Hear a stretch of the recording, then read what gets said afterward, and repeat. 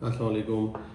सबसे पहले Chinese market का हालात। चाइनीज़ मार्केट लास्ट वीक में काफ़ी ज़्यादा केओस का शिकार रही है। जो पहले पॉजिटिविटी की तरफ फ्यूचर्स जाना शुरू हो गए थे, वो अचानक से वापस जो है वो डाइव डाउन किए, जिसकी वजह से पहले तो खैर पिछले हफ्ते के अंदर शुरू में जो है वो फ्यूचर्स बढ़ना शुरू हुए, फिर उसके बाद अचानक से जो है वो ड्रॉप हुआ। उसकी मेजर रीज़न ये थी कि वहाँ पे क्रैकडाउन शुरू हो गया है पोर्ट्स के ऊपर, जो कि पहले भी जिक्र हो रहा था कि नॉन वैट कार्गो काफ़ी ज़्यादा एक्सपोर्ट हो रहा है। गवर्नमेंट ने पहले भी इंटीमेशन तो कई दफ़ा दी है, वार्निंग दी है, बट एक्शन नहीं लिया जा रहा था।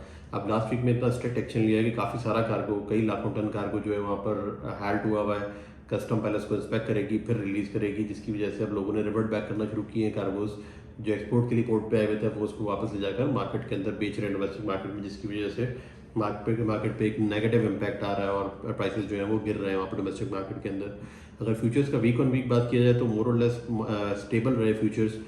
जो आयरन ओर है उसका फ्यूचर जो है वो 2.7% के करीब जो है इंक्रीज हुआ है, बाकी सारी जो है वो स्टेबिलिटी रही थी लास्ट वीक में। स्पॉट प्राइसेस के ऊपर जो इम्पैक्ट आया इमीडिएट वहाँ पे क्रैकडाउन होने का नॉन वैट कार्गोज के ऊपर, उसकी वजह से 10 से $12 के करीब इमीडिएट बढ़ गए थे। ऑफर्स गायब हो गई थी मार्केट से, ख़ास तौर से जो ग्रेड्स थे जिनके ऊपर मेनली नॉन वैट बिजनेस हो रहा था, उन ग्रेड्स की नई ऑफर्स नहीं आ रही थी। और इस चीज़ को भी अब असेस किया जा रहा है। कस्टमर भी पैनिक कर गए अचानक से, उनको भी माल चाहिए था, वो पूछ रहे थे, सेलर्स ऑफर नहीं कर रहे थे। बट होपफुली करंट वीक के अंदर ये सिचुएशन सारी स्टेबलाइज हो जाएगी, चीज़ें वापस सेटल डाउन होना शुरू हो जाएंगी, और जो प्राइसेस का इम्पैक्ट आएगा वो ऐसा लग रहा है कि शायद अब जो इस हफ्ते से ऑफर्स आना शुरू होंगी वो प्रोबेबली वैट इंक्लूसिव ही ऑफर्स आएंगी, ताकि रिस्क से बचा जा सके और परेशानी से बचा जा सके। तो जिन लोगों को बेसिकली एक प्रॉब्लम फ्री काम करना है, वो बेसिकली उसी ऑफर्स की तरफ जाएंगे। और अगर फर्दर बात की जाए मार्केट के हवाले से और प्रोडक्शन के हवाले से, तो चाइनीज़ स्टार्ट्स जो है वो काफ़ी ज़्यादा पॉजिटिव रहे हैं। प्रोडक्शन भी कट डाउन रही है और इन्वेंट्रीज भी नीचे आई लास्ट वीक में। बट वो सारी जो पॉजिटिविटी थी वो सारी की सारी चली गई इसी क्रैकडाउन और इन जो हैप हैजर्ड चीज़ें हुई हैं लास्ट वीक में, उसकी वजह से प्राइसिंग के ऊपर इम्पैक्ट उस चीज़ का उस तरीके से नहीं आ सका।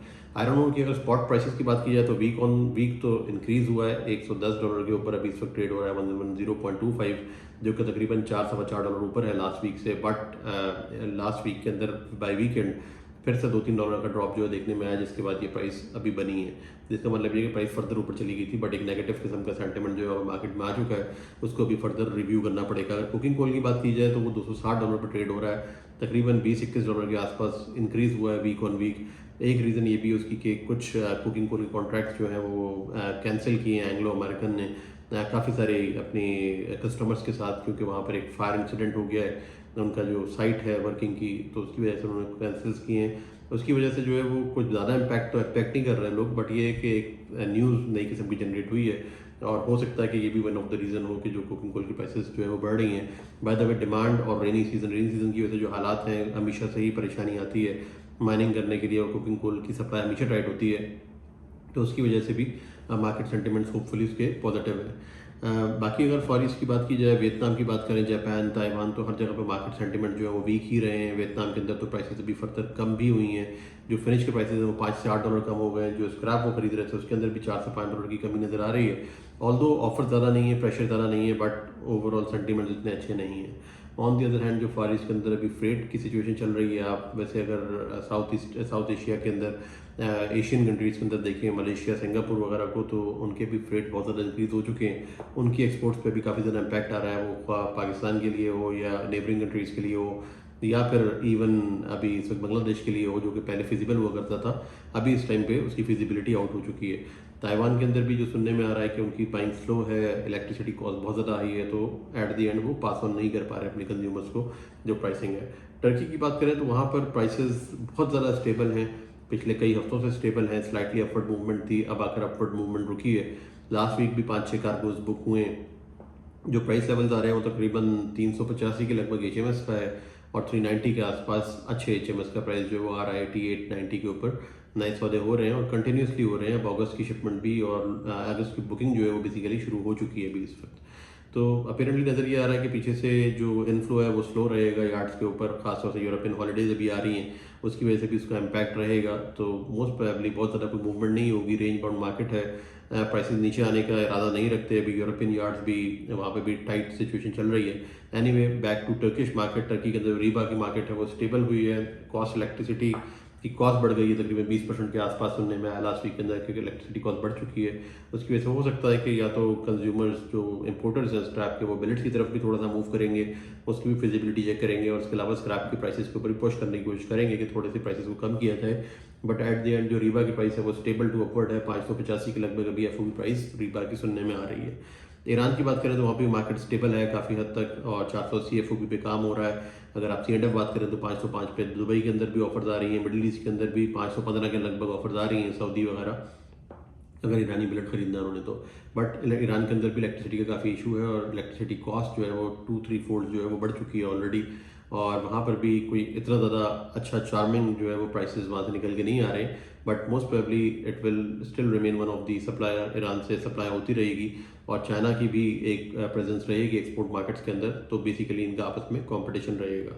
अगर हम रशिया की बात करें तो वहाँ से भी प्राइसेस स्टेबल हैं बिलेट के, और ख़ास तौर से जो एक बड़ी अनाउंसमेंट है वो ये कि 3 महीने के लिए टैक्स हॉलीडे, ड्यूटी को हॉलीडे बेसिकली दे दी है, रशियन गवर्नमेंट ने अप्रूव की है कि 3 महीने के लिए आप पिग आयरन और जो आपका रॉड्स एंड कॉइल्स हैं उसको बेसिकली आप एक्सपोर्ट कर सकते हैं, उसके ऊपर ड्यूटी किसी किस्म की चार्ज नहीं होगी, जिसकी वजह से काफ़ी सारे सेलर्स जो है एक्सपोर्टर्स वो रशियन कर रहे हैं पिग आयरन के ऑफर्स को लेकर, जिसकी वजह से एक्सपेक्टेशन ये की जा रही है कि शायद $20-25 के आसपास पिग आयरन के अंदर प्राइसेस के अंदर कमी आ सकती है, जो कि स्क्रैप को भी थोड़ा सा इम्पैक्ट कर सकती है।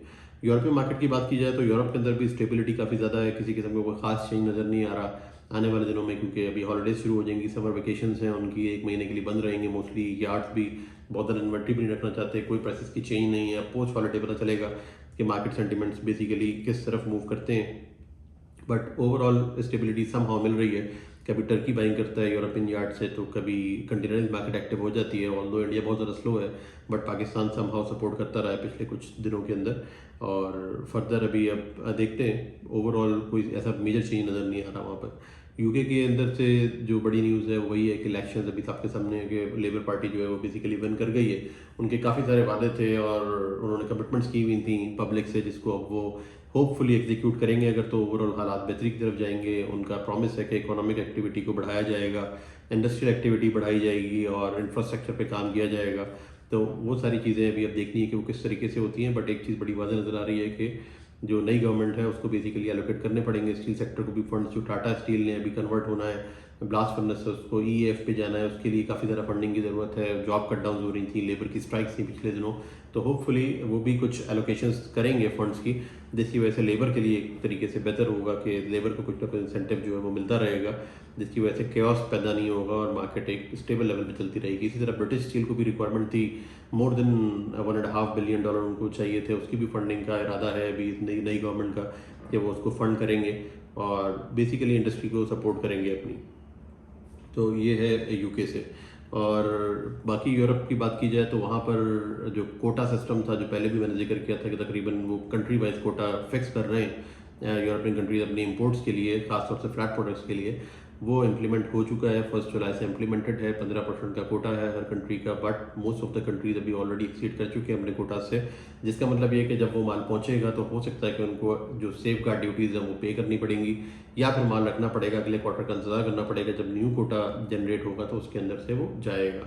कई कंट्रीज ऐसे भी हैं जिन्होंने डबल कोटा अपना अभी इस वक्त कंज्यूम कर लिया है, तो वो एक तरीके से समहाउ सपोर्ट करेगा यूरोपियन मिल्स को कि उनकी प्राइसेस जो हैं वो स्टेबल हों और बाहर से ओवर सप्लाई ना आए किसी एक टाइम के ऊपर।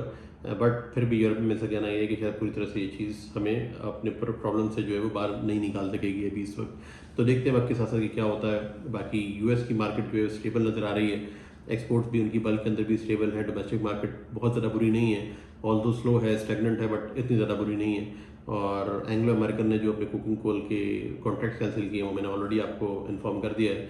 अब आते हैं बांग्लादेश के ऊपर, जो कि एक्टिविटी आहिस्ता आहिस्ता इंक्रीज होती नजर आ रही है। लास्ट वीक के अंदर एक्टिविटी बेहतर थी, तकरीबन $5 के आसपास वहाँ पर इंक्रीज हुए हैं प्राइसेस के। मेजर जो ऑरिजिन है जिनसे वो माल खरीद रहे हैं वो दुबई है, मिडिल ईस्ट है, और इसके अलावा ऑस्ट्रेलिया है मेनली।